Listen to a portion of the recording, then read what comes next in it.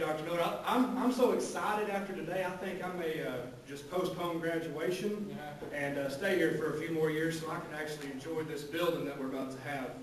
I'd like to speak to you briefly today about the changes in agriculture and how the change in agriculture affects everyone in the world and how it affects every student.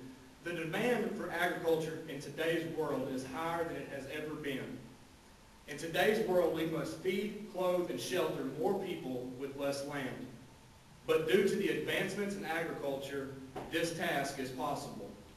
Here are a few advancements that kind of came to me as I was thinking about this. One that we may not think of is from the times that we used horses in the field to plant and harvest our crops, to now we use tractors equipped with GPS for precision agriculture. This allows farmers to plant and harvest their crops more efficiently and more effectively. In early years, farmers had to be located near railroads in order to ship their commodities. Today, farmers use resources such as trucks and barges. This allowed farms to become less localized and was able to expand.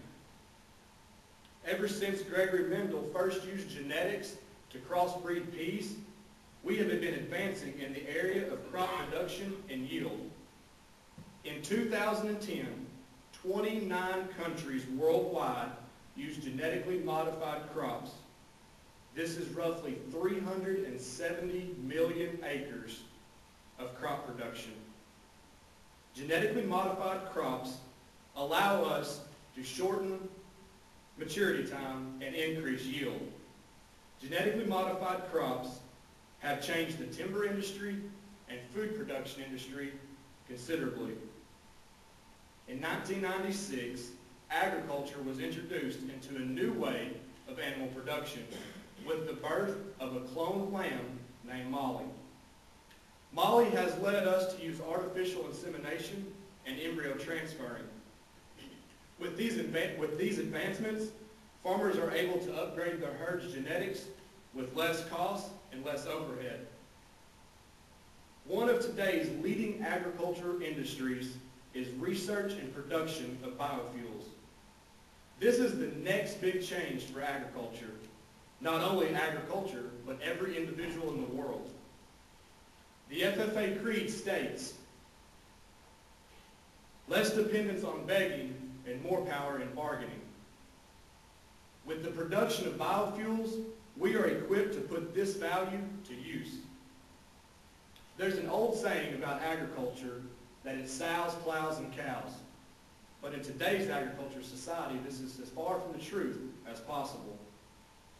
Today's agriculture is much more than just production farming. It is agriculture business, agroforestry, ag-mechanics, agriculture education, and many, many more. Everyone in this room is affected by agriculture. 1/3 of the world's workforce is employed by agriculture. These are just a few of the many advancements that agriculture has made in the past generations, and Southern Arkansas University has been there through them all.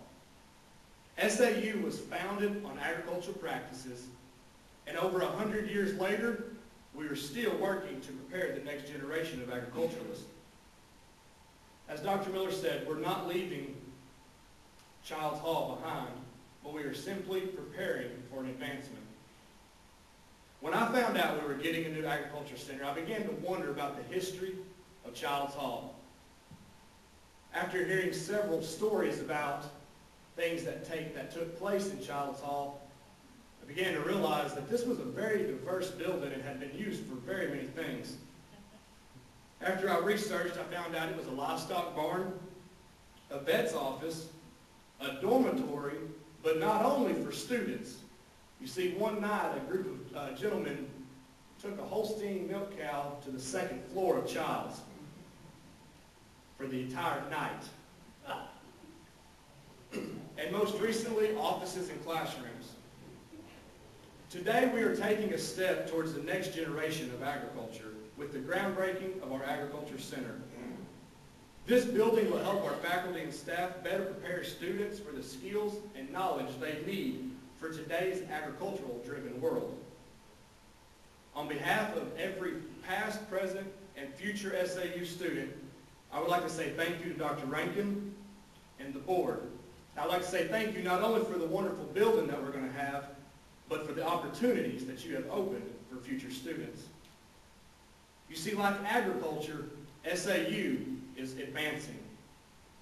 Southern Arkansas University is preparing the next generation of agriculturalists for the changes that have yet to come.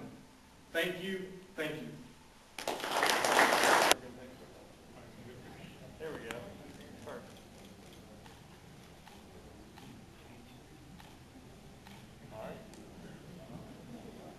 All right, thank you very much.